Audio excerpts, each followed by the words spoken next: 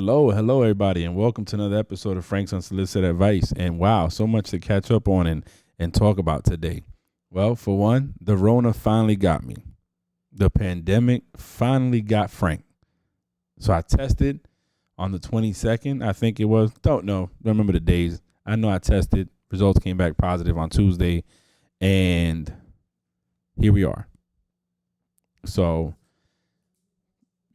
feeling okay. Couple of body aches here and there. Can't complain too much compared to other people I've went through. I can't say. It just has its moments where 1 minute I'm good, the next minute, I'm having chills and body aches. Anyways, my family got tested and they're negative, thank God. So, it makes me wonder how this is really working. How does this virus work?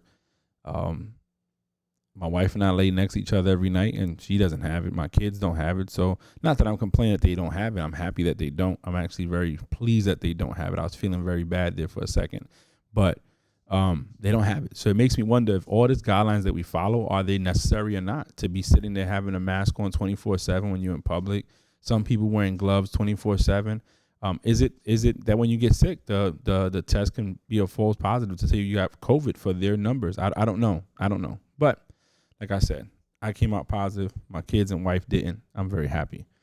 So what happened with this, I had an episode previously recorded of mindset, and it was only on mindset. It was just on things that make you change your mind and what you see and how you view things. And I did not release it because I felt that I could add more to it. So instead of editing and chopping and placing, I just started a whole recording new episode, and this is where I'm at. So while sitting at home fighting this virus and drinking water and tea and trying to eat and get some rest, I was having many of conversations with friends of mine, partners of mine in my business, my dad, my wife, my kids. And, having the right mindset is what changes everything. The will not to give up, the mind, the strength to keep pushing forward when you're weak. Not allowing obstacles to hold you down and hold you back. That's big. And the reason I was thinking about that is because I was watching, I was doing a presentation of 3 rules of money from my business.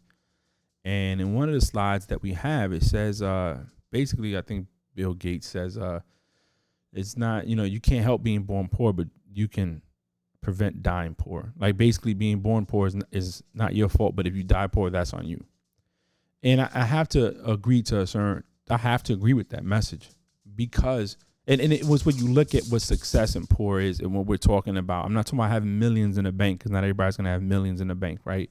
But it's what success is to you. What is successful to you? What is that vision of the American dream, if you want to call it that you share or you have? And that's what I would gauge being poor off of or not. So if you was born into you grew up in an apartment and your parents never owned their own property and never had anything that you thought was worth it, and you saw your parents always work and struggle to get that, but you say, I'm going to be older and I'm going to have a house, I'm going to have a car, I'm going to have a nice little nest egg put away, and I'm going to provide my kids a better living, and you attain that, to me, that's successful, that you have success. So in my opinion, you might be poor based off of financial class or tax bracket standpoint, but I feel like you're rich because you were able to give more than what you were able to have when you was growing up. So you changed the narrative in a sense and provided more. And then I was telling so I was sitting here and Pierre, one of my business partners, and I was talking about the mindset that people have. And we start talking about, our business that we do and with World's Financial Group and Transamerica. And then we start talking about many other different things. And I go back to a conversation my wife and I had back in 2012 where she was like, oh, you got to have multiple sources of income. And I was like, yeah, but you have to have one source of income that provides you all the money that you need while those other sources of income take off. And she's like, yeah, but you got to have multiple to be rich. And I felt like we were saying the same thing. We just wasn't seeing eye to eye in the message. But I understood what she was saying. And now that I've been dibbing and dabbing in different things, I'm seeing what she was saying then. I'm understanding her point of view more now than I was then. And then at the same time, I was in a different space then. So I wasn't in the same space I am now. But nonetheless, we're here. And I started realizing that when they say multiple sources of income, they're not just talking about doing different businesses, right? What about accounts that bring you a dividend, or it lets you grow your money at a certain percentage, and it's tax deferred, so you don't pay tax on it when you take it out. And now when you retire, you have like 2 or 3 of these different accounts bringing you money. How would that help you out? That's multiple sources of income. What are you doing to create a bigger source of revenue besides just the regular 9 to 5? You know, a lot of us, when we grow up with nothing, or grow up with, like, I can't say I didn't grow up with anything. I grew up in a household. If anybody's been listening to my podcast, I talked about my house at 2692, but the house was just a structure. That what was in the house was more of a family structure. You know, the fact that we didn't have much financially, but we had a lot in the sense of a family. So I grew up in a house. I grew up with both parents in the household, a loving family, you know, just like any other family, though we had our ups and downs and our issues and our problems. But it wasn't like, you know, I can't say compared to some of my friends that lived in an apartment, or other friends of mine that probably had parents that were addicted to drugs or alcoholics, or just worked so much they were never home just to provide the bare minimum. I can't say I had that. I didn't. So my situation was different. But, you know, my wife and I, we try to give our kids more than what we had. And we're at a place now where we're like, you know, we just want to be able to take trips. You know, I told Pierre that one of my biggest things is I want to be able to have enough money that if I tell my wife, hey, let's do Christmas in Dubai, we can go to Dubai for Christmas with the kids. You know, if we wake up and say, hey, you know, we want to go we actually talk about living overseas. So I feel like to do that would be dope, but to also have a job or some opportunities and money coming in where I don't have to be in the States to do it, that'd be even better. You know what I'm saying? And you got to change your mindset, right? We got to take chances and opportunities and things that we normally wouldn't do to create that, right? You can't sit there and say, oh, I want to have this house, or I want to have this car, or I want to have this opportunity, but you're not doing anything to create that for yourself. You know, we I saw my parents work for many years. My dad retired after he was 70 something years old. He's about to be 80 in a month. And my mom and him now are taking vacations. You know, before this pandemic broke out, they would take a cruise or they would do certain things. And that's so later in their career, in their life. Well, I tell Nikki, I'm like, no, I want to do that sooner. I don't want to be that. You know, I want to be able to enjoy it, especially after putting 24 years in the military. You know, I want to be able to enjoy my time off and my family and us connect on a different level. But I, you know, like a lot of people say, I want this, I want that. But what are you going to do to get there? And what's funny with people is that you present them with an opportunity to create this, and instead of taking advantage or at least having an open ear, open mind to it, or they automatically shut it off based off of perception, rumors, Googling, YouTubing, you know, different things, but nothing, not them sitting down and trying it. You know, and I'll give you an example. And everything's about the presentation, right? The devil's in the details, and everything's about the presentation. So depending who you meet and how they talk and how they come across, you might not take advantage of certain things that's proposed to you. So in 2012, my wife told me about this guy that presented an opportunity for a travel type membership. And she said, look, I want you to listen to it. Let me know what you think. And tell me what if you think this is something that is worth or not. And like every other kid in New York, or I say kid because I was older than him, but like every young person in New York trying to make it, you know, they get taken by the man, what's the word I'm looking for? The image, right? So the thing was, it was World Ventures. It was a travel. You probably seen them on Instagram and Facebook before this pandemic, where people have the sign and like, you can be here, you could be here. But anyway, at the time, the guy does a presentation. He goes through his presentation. He sends me a video. I watch it. The video it looks pretty dope, but his delivery I couldn't get with. And at the time, I was totally against it of how he based it.